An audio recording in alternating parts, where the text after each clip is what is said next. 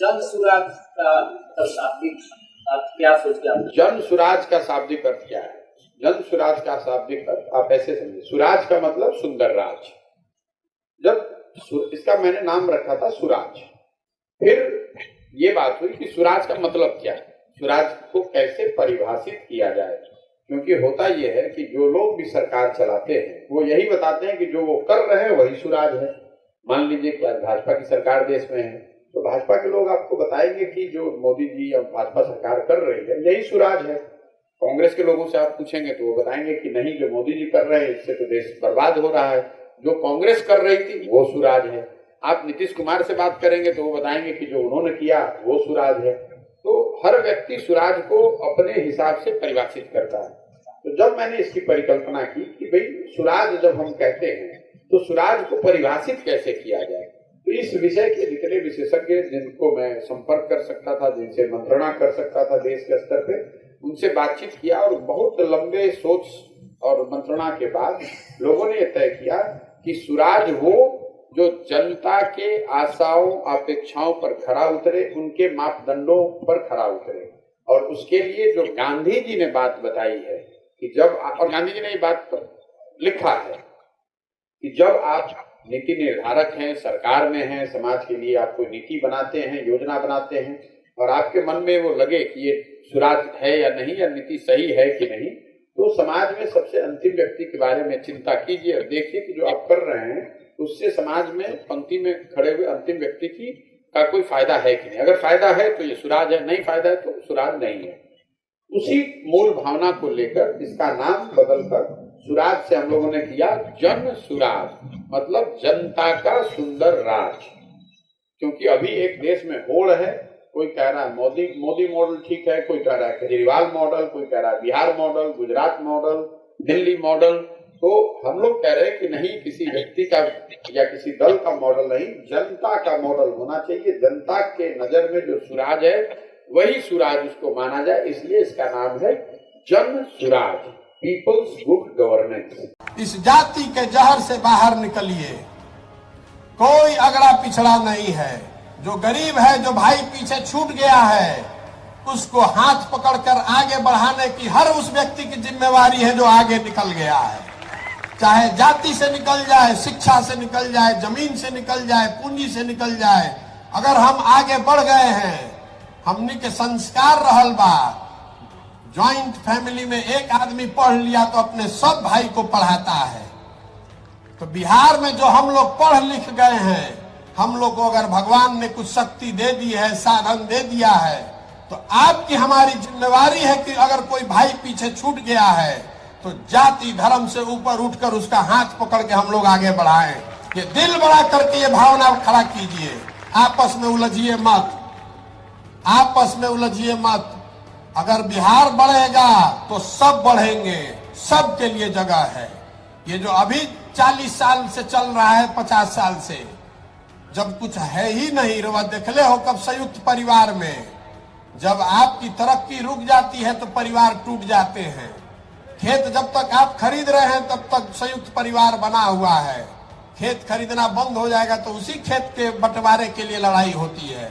बिहार में इतना सबको गरीब बना दिया कि जो है उसी को लूटने के लिए सब एक दूसरे से लड़ रहा है, जाति के आधार पर, धर्म के आधार पर। इससे बाहर निकलिए और पूरा ये विश्वास रखिए कि हम लोग बिहार में इतनी नौकरी पैदा कर देंगे कि आरक्षण वाले को भी मिले और गैर आरक्षण वाले को भी मिले, दोनों के लिए नौकरी होना चाहिए। जब नौकरी है नहीं है तो जो आरक्षण वाला है बेचारा उसको भी नहीं मिल रहा है, और जिसको आरक्षण नहीं है वो भी भाग रहा है। तो आप पहले जड़ को मजबूत कीजिए। अगर बिहार में नौकरी होगी तभी ना किसी को फायदा होगा। अभी तो नौकरियां नहीं है, और नहीं है तो जो 2 गो 4 गो है उसी में आपस में लड़ा दिया और कहता है हमको वोट दे दीजिए तो हम आपको नौकरी दे देंगे। फिर आप उसका बंधुआ मजदूर बन के उसी को वोट दिए जा रहे हैं। वो स्थिति बदलनी चाहिए। बड़ा केक बनेगा तो सबका हिस्सा बड़ा होगा। और जो लोग भी आगे हैं, मैं आपसे हाथ जोड़कर विनती कर रहा हूं, ये आपकी जिम्मेवारी है कि जो आपसे पीछे छूट गया, अगर जन सुराज में रहना है, जन सुराज के आप नायक हैं, तो आप अपने साथ जो पीछे छूट गए लोग हैं उनको साथ में लेकर चलने का जज्बा पैदा कीजिए। हिंदू मुसलमान अगड़ा पिछड़ा के लड़ाई से बाहर निकलिए। इसी सोच ने हम लोग को इस गुर्बत, इस बदहाली में डाला है।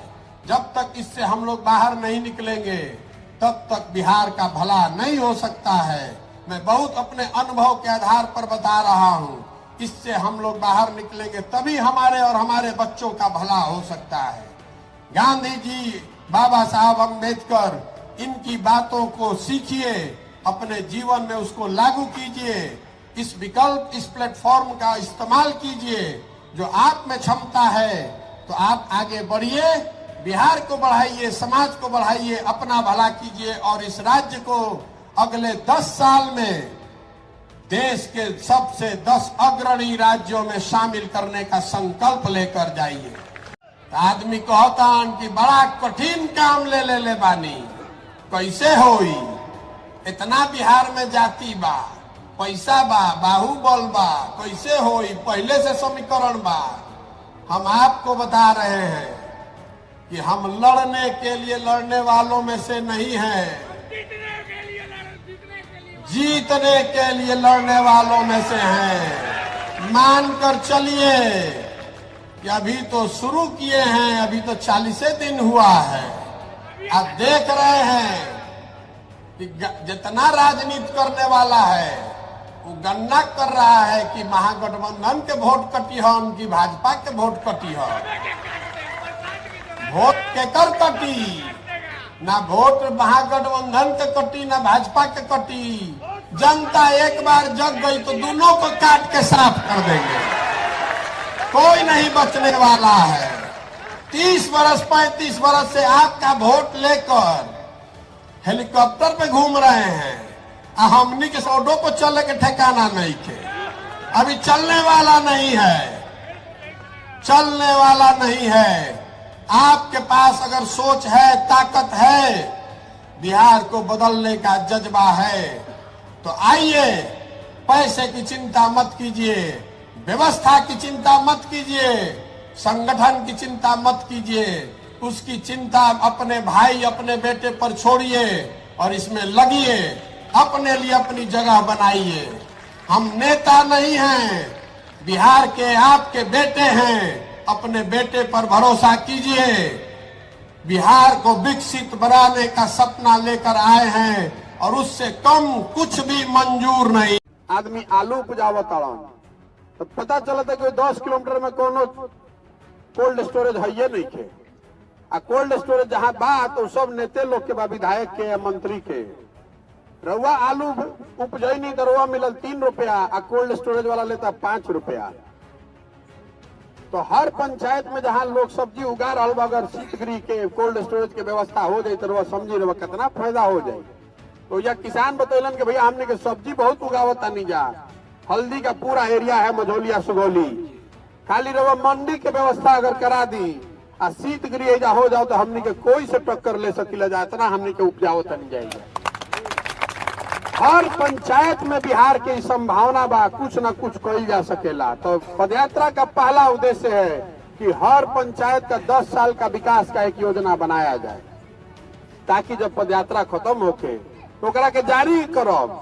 दल के बात नहीं के रउआ देख सकब ओमे कि रउआ पंचायत खातिर रउआ कहने के रउआ पंचायत की याद रखब, रउआ पंचायत के जारी करब कि देखिए 4 गो समस्या बा, 3 गो चीज और एकरा अलावा कल जाई तो रउआ पंचायत में 2000 रोजगार हो जाई, किसान के इनकम बढ़ जाई, हर एगो उद्योग लगावल जाई तो हो जाई।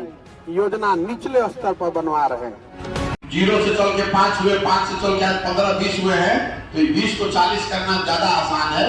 तो आप ये तय मानकर चलिए कि 12 तारीख को जब हम लोग बैठेंगे तो आगे की रूपरेखा भी उसमें होगी और बहुत मजबूती से जो बिहार में न देखा हो, किसी दल ने जो प्रयास न किया हो, उतने बड़े स्तर पर पदयात्रा के बाद का प्रयास शुरू होगा। आप ये मत समझिए कि पदयात्रा हो गया। बहुत लोग आज हमको कह रहा है, जो मेरा शुभचिंतक है, भैया पदयात्रा में तो बड़ा हवा बन गया है, लेकिन इसके बाद कैसे चलेगा? आप उसकी चिंता मत कीजिए, हम उसका प्रारूप भी आपसे साझा करेंगे। जितनी ताकत हम जब पदयात्रा से पहले लगाए हुए थे उससे ज्यादा ताकत पदयात्रा में लगाए हैं। जो पदयात्रा में कर रहे हैं, इससे समझिए कि 5 गुना ताकत और आगे के कार्यक्रम में आपके माध्यम से लगाएंगे। अभी हम अकेले आए हैं 100 लोगों के साथ, 100 लोगों को जिला में जानते थे, तो इतना बड़ा कार्यक्रम हो रहा है। आप समझिए कि 4000 आदमी हो जाएगा और उसको एक संरचना दे दी जाएगी, व्यवस्था बना दी जाएगी, तो आप लोगों के सहयोग से कितना घर घर बात एकदम आग लग जाएगा। चिंता मत कीजिए, एकदम विजय निश्चित है। लेकिन जरूरत इस बात की है कि विजय सही लोगों के साथ हो, ताकि हम लोग सही में जिस चीज को लेकर चले हैं कि नहीं बिहार में व्यवस्था बदलेगी, उस संकल्प को साकार कर सकें। चुनाव की रणनीति, किसको कितना वोट है उसका चिंता मत कीजिए, खुशी को छोड़ेंगे नहीं, खुशी को नहीं बचना है। आपसे बड़ा ताकत वाला कोई नहीं दिखेगा। साल भर को समय दीजिए। 1 महीना में इतना बड़ा भूचाल खड़ा होता है, आपने देखा है कभी? 0 से हम लोगों ने शुरू किया है, दल भी नहीं बनाए, घरे घरे चर्चा हो रही है ना भाई। आप साल भर देखिए, आपके प्रयास से बहुत बड़ा अभियान। जितना रउआ सब महिला बानी जा तो रउआ घर के सवांग बहरी चल गइल बा तो रउआ में दिक्कत होता। साल भर में एक बार घर के सवांग आवता, कोई छठ में आई, कोई ईद में आई। साल में 20 दिन से ज्यादा भेंट रउआ नहीं के होके के। लड़का बीमार हो जाता तो रउआ अपना दौड़े के बाद, अगर वो आदमी हो जा रहा और घर के सवांग बीमार पड़ गए जा रहा, छटपटा कर रहा, जब कुछ ना कर सकीला बा ना। दुर्घटना हो जाता। अभी देखी पुल टूट गए हो जा गुजरात में, 150-200 आदमी मरल बाण में, छठ के घाट रहे। अब देखी भगवान का मर्जी बा, कितना आदमी में बिहार के बाण कोई जानत नहीं के। तो बदले के चाहिए कि ना चाहिए ना, बदले के चाहिए ना। तो यही खातिर निकलल बानी, हाथ गोड़ जोड़त तानी के भाई देखो अब की हाली गलती मत करो। आपन और आपन लइकन के चेहरा के देख के वोट दी। वोट ओकरा के पड़े के चाहिए जो लइकन खातिर स्कूल बनवावे, या रोजगार दे और घर बनवावे, भ्रष्टाचार खत्म करो। वोट ओकरा के न पड़े के चाहिए। गांधी जी जो सपना देखल, आजादी दिवा दिलन, स्वराज मिल गए, सुराज ना मिलो। अंग्रेज भाग गइल, अब है नया अंग्रेज पैदा हो गए बड़े देश। ये अंग्रेजों से ज्यादा लूटता है। पहले लालू जी के राज रहे तो अपराधी से आदमी डरात रहे, सांझ होते आदमी घरे भागत रहे कि भैया लूटपाट हो जाए। और नीतीश के राज में अपराधी तो नहीं खान, लेकिन अधिकारी अपराधी हो गए, वह लूटता। अफसर जो पैसा लेता तो अपराधियों से ज्यादा बदमाश। अपराधी तो लुका के रात में आवत रहे लूटे, अधिकारी ऑफिस में कॉलम लगा के दिने में लूटा। पदयात्रा के दौरान जो चीजें अनुभव हुई, उसमें सबसे बड़ी बात जो निकल कर आई कि पलायन की समस्या के बारे में तो हम लोग हमेशा से जानते रहे हैं कि बिहार से बहुत बड़ी संख्या में लोग बाहर जाते हैं काम करने। लेकिन पदयात्रा के दौरान जब मैं गाँव से गुजर रहा हूँ तो मुझे जो अनुभव हो रहा है वो बिल्कुल एक अलग तस्वीर दिखाता है। ज़्यादातर गांव में जब हम लोग गुजरते हैं तो महिलाएं मिलती हैं, छोटे बच्चे मिलते हैं, बूढ़े बुजुर्ग मिलते हैं, लेकिन काम करने वाले उम्र में बहुत कम बच्चे रह गए हैं गाँव में, खासकर जो थरवट का पूरा एरिया है। और पूछने पे ये पता चलता है कि करीब करीब 70% से ज़्यादा लोग रोजगार की तलाश में बाहर चले गए हैं। तो ये पलायन की समस्या की विकरालता को एक तरह से दर्शाता है। दूसरी बात जो हम लोगों ने रास्ते में अनुभव किया, शिक्षा व्यवस्था बिहार में ध्वस्त है। ये तो हम लोग बात करते रहे हैं, लोग बताते हैं, चर्चा करते हैं। लेकिन इस पूरे 200 किलोमीटर में उस चीज को भी देखने का मुझे फर्स्ट हैंड अनुभव हुआ। शायद ही कोई 2 या 3 स्कूल अभी तक मुझे मिला है 21 दिन में, जिसमें स्कूल की जो बेसिक चीजें हैं, बिल्डिंग, टीचर और छात्र, वो तीनों हों। ज्यादातर जगहों पर जहाँ बिल्डिंग है वहाँ टीचर नहीं है, जहाँ टीचर है वहाँ बिल्डिंग नहीं है, और जहाँ दोनों है, कुछ ऐसे भी जगह मिले जहाँ बिल्डिंग टीचर होने के बावजूद छात्र नहीं है। स्कूल को लेकर जो एक उदासीनता और एक गुस्सा मुझे हर जगह लोगों में दिखा। तीसरी बात जो यूनिक मुझे या नई समझ में आ रही है गाँव में जाने के बाद, ग्रामीण सड़कों की जो स्थिति है, क्योंकि बिहार में 2 चीजों को लेकर लोग हमेशा पिछले कुछ सालों में एक ऐसा इंप्रेशन बना है कि सड़कों की स्थिति में सुधार हुआ है और बिजली आ गई है। इन 2 विषयों पर जो हम लोग ग्राउंड पर देख रहे हैं, जो अनुभव कर पाए कि ग्रामीण सड़कों की हालत करीब करीब वही है जो जंगल राज लालू जी के राज में थी। जैसे ही आप स्टेट और नेशनल हाईवे को छोड़ते हैं और गाँव में आते हैं तो सड़कों की हालत बहुत बदहाल है। और मैं इसका पूरा वीडियो भी रिलीज करने वाला हूँ। 20-21 दिन में जहाँ जहाँ हम लोग चले हैं, कोई भी ऐसा दिन मुझे अभी तक नहीं मिला है जिसमें 12, 15, 20 किलोमीटर जब हम लोग पैदल चलते हैं, कोई भी दिन ऐसा नहीं मिला जिसमें आधी सड़क भी ठीक हो, चलने लायक हो।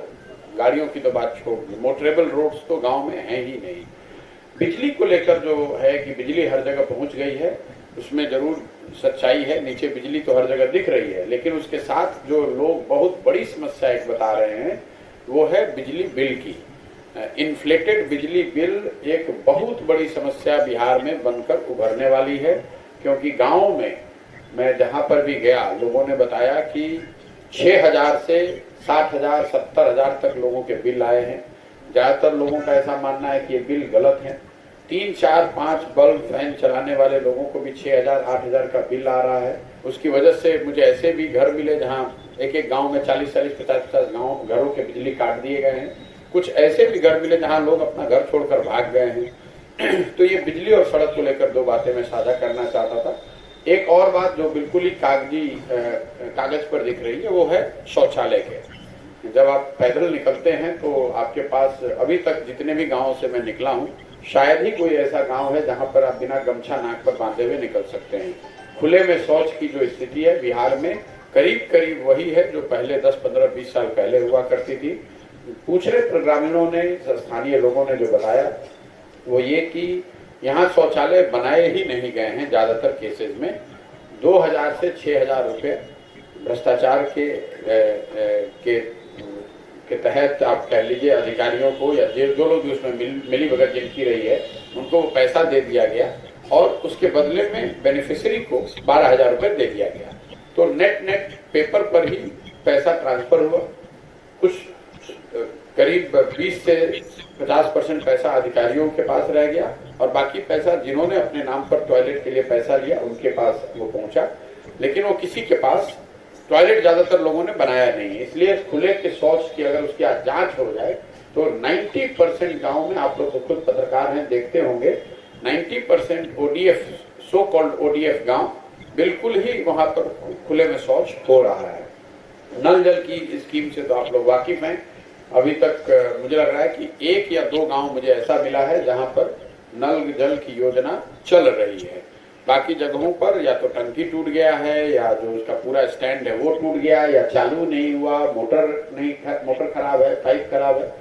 अस्पताल की तो बात ही करना बेकार है, क्योंकि जिस तरह के इलाके में मैं घूम रहा हूँ, इन इलाकों में ज्यादातर जगह अस्पताल नहीं है। लोग ब्लॉक हेडक्वार्टर्स वगैरह की चर्चा करते हैं, लोग ये बताते हैं कि कहाँ वो जाते हैं जब वो बीमार पड़ते हैं तो, लेकिन जो सब सेंटर का कॉन्सेप्ट है जो पंचायत के स्तर पर होना चाहिए वो कहीं पर मुझे अभी तक नहीं दिखा है। इसके अलावा जो किसानों की समस्या है वो हर जगह लोगों ने बताई। यूरिया 277 का 700, 800 जो नेपाल से बिल्कुल सटे हुए एरिया है वहां पर करीब करीब 1100-1200 लोगों ने भी यूरिया का दिया है, ये बात लोगों ने बताई। DAP का जो दाम है 500 से बढ़कर 1500-1600 हो जाना, वो बात लोगों ने बताई। लोग ये भी बता रहे हैं कि जो सरकारी मूल्य है धान का और गन्ने का, दोनों ही उसका 25 से 30% डिस्काउंट पर ही आदमी किसान को बेचना पड़ रहा है। जैसे धान का मूल्य 1900 से ज्यादा है, लेकिन मार्केट में जो लोग धान बेच रहे हैं वो 1250, 1300, 1350 डिपेंडिंग ऑन कि आप कितने बड़े फार्मर हैं, कितना आप निगोशिएट कर सकते हैं। और लोगों ने बताया कि ज्यादातर केस में ये होता है कि आप अपना धान बेच देते हैं, जब सरकार पैक्स के माध्यम से खरीदारी थोड़ी बहुत करना शुरू भी करती है तब तक वो इतना लेट हो गया होता है कि सामान्य किसान के हाथ से धान निकल गया होता है और बड़े लोगों ने, बिचौलियों ने या फिर जो भी व्यापार करने वाले हैं, आड़तिये हैं, वो खरीद के रखते हैं और वही पैक्स को बेच पाते हैं। तो ये बात एक जनरल। गन्ना को लेकर एक जनरल शिकायत लोगों की है कि गन्ने का जो समर्थन मूल्य है यहाँ बिहार में वो यूपी से करीब 60 से 70 रुपया कम है। ज्यादातर तो चीनी मिल बंद है, उसकी एक परेशानी है। गन्ना जो लोग उगा रहे हैं वो चीनी मिल तक बेच नहीं पा रहे हैं। दूसरा, कुछ ज्यादातर चीनी मिलों में जो पर्चे का सिस्टम है उसमें बहुत बड़ी धंधेबाजी है। पर्चा, अगर आपके पास 5 एकड़ जमीन है लेकिन आपके पास पर्चा 100 एकड़ का है तो आप इफेक्टिवली एक बिचौलिया बन गए और छोटे लोगों से, छोटे किसानों से आप गन्ना खरीदते हैं सस्ते रेट में और उसको पर्चे जिसके पास है फैक्ट्री में आप ही उसको बेच पाते हैं। उसके वजन पे लोगों ने बताया कि हर ट्रेलर में करीब 5 क्विंटल तक का वजन में कटौती की जाती है चीनी मिलों के द्वारा। 2-3 बातें जो जल संसाधन से जुड़ा हुआ है। एक तो ये लोगों ने बताया कि हालांकि पूरे बिहार में ऐसा लगता है कि चंपारण में बाढ़ नहीं आता है, लेकिन वो डेफिनेशन का मामला है, वो परिभाषा की वजह से है। क्योंकि सरकारी परिभाषा के अनुसार अगर 3 दिन तक 72 घंटे तक पानी कहीं रुका रहे तभी उसको बाढ़ माना जाएगा। चंपारण में मुझे लोगों ने अभी तक करीब 60-62 छोटी बड़ी नदियों का नाम लिखवाया है लोगों ने, जिनमें बरसाती पानी आने की वजह से, नेपाल से पानी आने की वजह से 1 से 5 गांव, 7 गांव, 8 गांव प्रभावित होते हैं। और वो पूरा जो बाढ़ है या फ्लैश फ्लड उसको आप कह सकते हैं, वो 24 घंटे के अंदर आता है और लोगों का बड़े पैमाने पर नुकसान होता है। एक तो ये समस्या लोगों ने बताई। दूसरा, ये जो पत्थर बालू का यहाँ मामला है पूरे पश्चिम चंपारण में, ये वन राज्य अधिनियम को लागू नहीं करने की वजह से या उसको आंशिक तौर से लागू करने की वजह से कई तरह की समस्याएं लोग बता रहे हैं। अपने बालू, मिट्टी और पत्थर, ये तीनों ही सामान्य लोगों के पहुंच से बिल्कुल बाहर है। तो लोगों को उससे एक तो बहुत बड़े पैमाने पर रोजगार की हानि हुई, आर्थिक व्यवस्था को धक्का लगा। दूसरा, बालू वगैरह इतना महंगा हो गया है, आपको मिल ही नहीं रहा है कि इंदिरा आवास योजना में जैसे लोगों ने बताया कि 1,40,000 तो इंदिरा आवास योजना में पैसा मिलता है, उसमें 25 से 30,000 रुपया कमीशन पीसी लग जाता है। लेकिन जो 1 लाख रुपया मिलता भी है, 1,05,000 रुपया मिल भी रहा है, उसमें भी अगर सिर्फ बालू की ही कीमत आप जोड़ लें तो 60,000 के आसपास का बालू हो जाता है। इसलिए ज्यादातर प्राइम मिनिस्टर रोजगार आवास योजना के जो बेनिफिशियरी हैं, ज्यादातर लोगों को तो मिला ही नहीं है। जिनको मिला भी है उन्होंने घर नहीं बनाया है, क्योंकि वो बना ही नहीं सकते हैं। 1,40,000 में 30,000 घूस दे दिया और 1,05,000, 1,10,000 जो बचा उसमें बालू अकेले की कीमत 60,000 हो गई है। तो लोग वो पैसा लेकर अन्य जगहों पर खर्च कर रहे हैं। आवास बनाने वाले लोग मुझे बहुत कम मिले। तो एक बहुत बड़ी समस्या ये बालू की जो है, और जंगल और लोगों के बीच एक सामंजस्य बैठे और उनको साथ में रहने के लिए प्रेरित किया जाए, सिखाया समझाया जाए, उस चीज पर कोई काम नहीं हुआ है। और उसको ऐसा लग रहा है कि पुलिस या फोर्स से उसको इम्प्लीमेंट करने की कोशिश की जा रही है, जिसका समाज को बहुत बड़ा नुकसान है और जंगल की जो रिसोर्स है उसको भी बहुत बड़ा नुकसान है।